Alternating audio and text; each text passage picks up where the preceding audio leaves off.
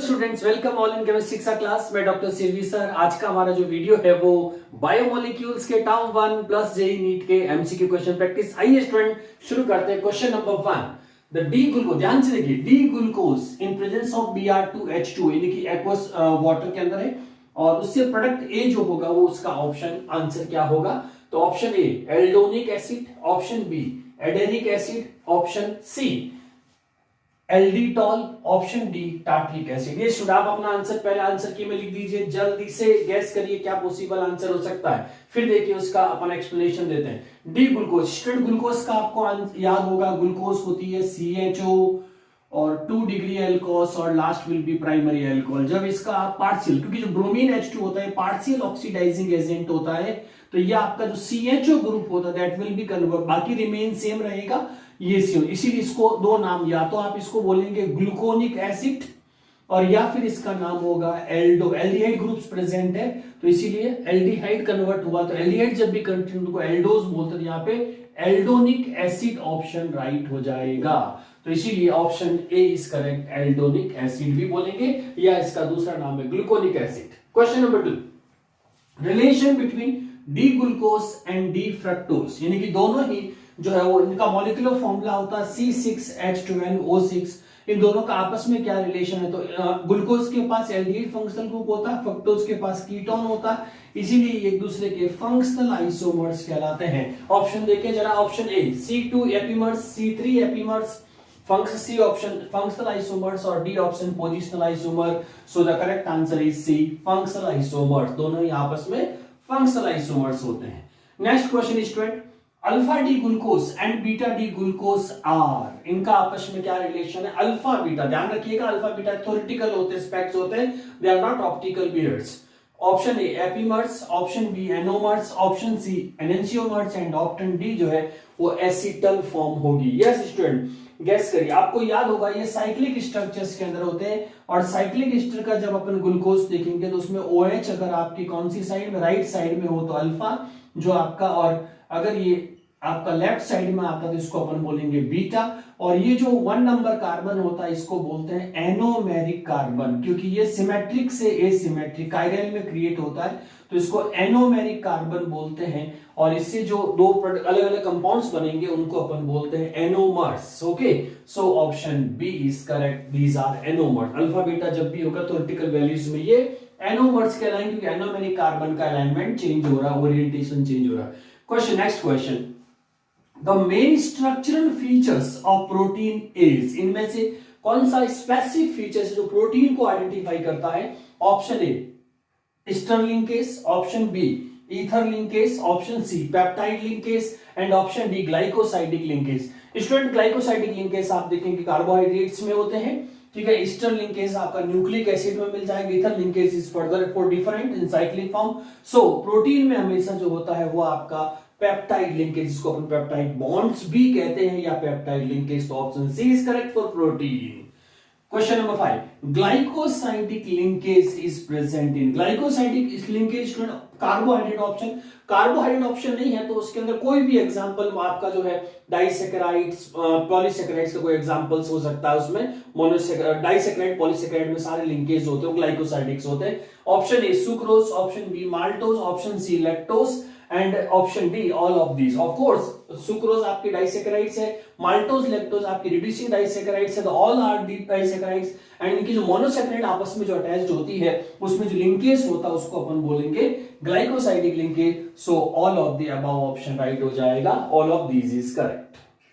Yes student, next question discuss करते हैं। Question number 6, product obtained by hydrolysis of lactose, lactose के hydrolysis से आपको क्या ऑब्टेन होगा? As we know student, lactose is a disaccharide और डाइसैकेराइड का जब अपन हाइड्रोलाइसिस करते हैं तो उससे 2 डिफरेंट मोनो या सेम मोनोसैकेराइड्स मिलेगी। तो अपन को ये देखना है कि लैक्टोज में कौन सी वो सेम या डिफरेंट मोनोसैकेराइड्स होगी।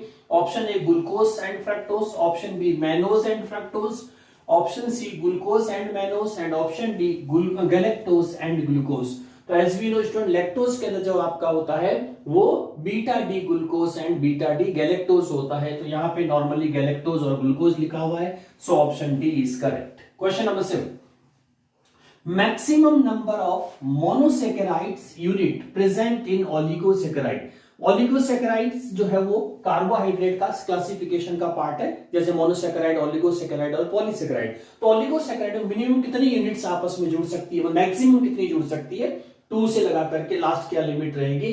तो इसमें आप देखें option A 8, option B 15, option C 10 and option D 40। तो स्टूडेंट पॉलीसेकेराइड से पहले ओलिगो जो होंगे वो आपके हमेशा 2 to 10 जो होते हैं वो मैक्सिमम यूनिट्स रहती है, इसीलिए ऑप्शन सी विल करेक्ट। 10 के ऑनवर्ड्स जो होंगे वो सारे पॉलीसेकेराइड्स कहलाएंगे। Question number 8, which of the following is reducing sugar, इनमें से कौन सी रिड्यूसिंग शुगर कहलाएगी। ठीक है, मोनोसेकेराइड तो सारी रिड्यूसिंग होती ही है, ठीक है। मोनोसेकेराइड के अलावा डाइसेकेराइड्स के अंदर आपका जो है वो माल्टोज और लैक्टोज जो होती है वो रिड्यूसिंग शुगर्स कहलाती है, ठीक है। तो option A starch, option B cellulose, option C glycogen and option D fructose. तो ये तो आपके सारे कौन से हो गए, अलग अलग पॉलीमर्स फॉर्म हो गई। तो ऑप्शन डी फ्रक्टोज जो मोनोसेकेराइड है जो कि रिड्यूसिंग शुगर होगा।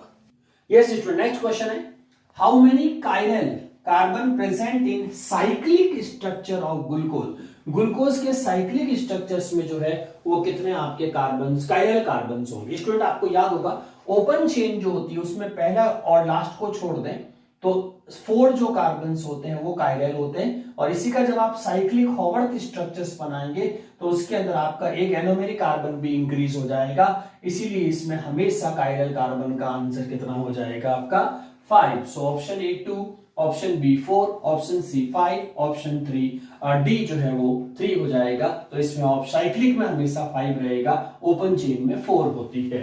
Question number 10, which one of the following carbohydrate will show muta rotation, यानी कि जिसका एंगल जो है वो आपका ऑप्टिकल रोटेशन चेंज होता हो उनको अपन म्यूटा रोटेशंस बोलते हैं। टाइम के साथ में जो चेंजेस होंगे वो कौन से सब्सटेंस या कंपाउंड्स होंगे जो कार्बोहाइड्रेट्स के अंदर म्यूटा रोटेशन शो करेंगे। तो सुक्रोज तो पहले से ही 2 कंपोनेंट्स का बना हुआ, option A sucrose, option B maltose, option C lactose and both B and C is the D option. So दोनों ही मोनोस, ये लैक्टोज भी शो करेगा और माल्टोज भी शो करेगा, इसीलिए इसमें जो आंसर राइट होगा वो बी एंड सी दोनों ही शो करेंगे, सुक्रोज शो नहीं करेगा। Yes student, next question discuss करते हैं। Question number 11, glucose and mannose are, इनका आपस में क्या रिलेशन है। Option A anomers, option B positional isomers, option C functional isomers and option D epimers. Student इसमें जो पोजीशन आपका चेंज होगा उसको ग्लूकोज से मेनोज, लेकिन इनका जो आपस में रिलेशंस होता है these are known as epimers of each other. Question number 12, the component of starch, इसमें से कौन सा कंपोनेंट स्टार्च का। तो स्टूडेंट स्टार्च में 2 कंपोनेंट होते हैं, एक को अपन बोलते हैं amylopectin and second one is amylose, है ना। तो देखिए इनमें से कौन सा कंपोनेंट गिवन है, option A amylose, option B allose, option C fructose and option D mannose. तो करेक्ट ऑप्शन इज अमाइलोज, है ना, या साथ में होता तो अमाइलोपेक्टिन। क्वेश्चन नंबर 13, एनोमर्स जो अपन साइक्लिक फॉर्म बनाते हैं pyranose, D glucopyranose differ in their stereochemistry, कैसे डिफर है।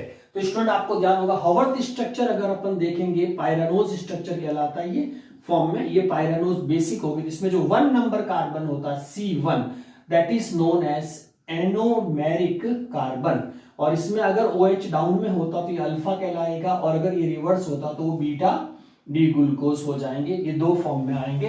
तो इसीलिए एनोमर्स जो बनते हैं तो इनका जो अल्फा और बीटा होती है एनोमेरिक आइसोमर्स कहलाते हैं। तो ऑप्शन ए C1 चेंजेस, C2, C3 या C4, तो ये एनोमेरिक कार्बन आपका C1 हुआ। सो ऑप्शन ए इज करेक्ट।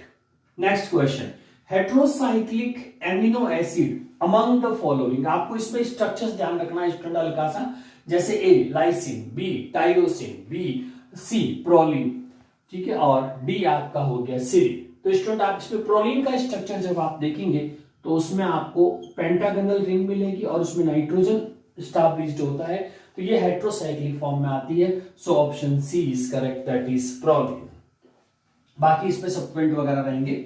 और 15 नंबर क्वेश्चन है वेरी इंपॉर्टेंट, एम्स में भी आया हुआ, थायामीन इज, केमिकली थायामीन क्या है यूपीएससी। तो थायामीन का जब स्ट्रक्चर देखेंगे तो पिरिमिडीन स्ट्रक्चर आप दिमाग में याद रखिए। पिरिमिडीन में क्या होता है, अल्टरनेट नाइट्रोजन होगी पहली चीज, और बाकी आपका डबल बॉन्ड और एक ग्रुप जो होगा ये आपका मिथाइल होगा। अब इसमें जो सबसे इंपॉर्टेंट चीज होगी वो है नंबरिंग कंसेप्ट, ठीक है। तो नंबरिंग में पहले दोनों ही हेटेरो एटम का मिलेगा, किसी भी एक हेटेरो एटम से शुरू करिए तो 1 2 3 4 5 एंड 6, तो 5 नंबर पे आपका मिथाइल ग्रुप आएगा। Remains part is called uracil, क्योंकि इसमें कीटोनिक फॉर्म विद 2 एंड है ना, तो इसीलिए इसमें से 5 methyl uracil, 4 methyl uracil, 3 methyl uracil and 1 methyl, तो ये आंसर राइट हो जाएगा आपका 5 methyl uracil. So option A is correct for that. तो स्टूडेंट्स ये आपका था MCQ practice question for biomolecule, जो जेई नीट और टर्म 1 सबके लिए इंपॉर्टेंट है, और ये सारे क्वेश्चन जो है सुपर डुपर इंपॉर्टेंट है। जुड़ने के लिए थैंक यू। अगर हमारा कंटेंट पसंद आया हो तो लाइक से सब्सक्राइब जरूर करिएगा, बने रहिए। Thank you again.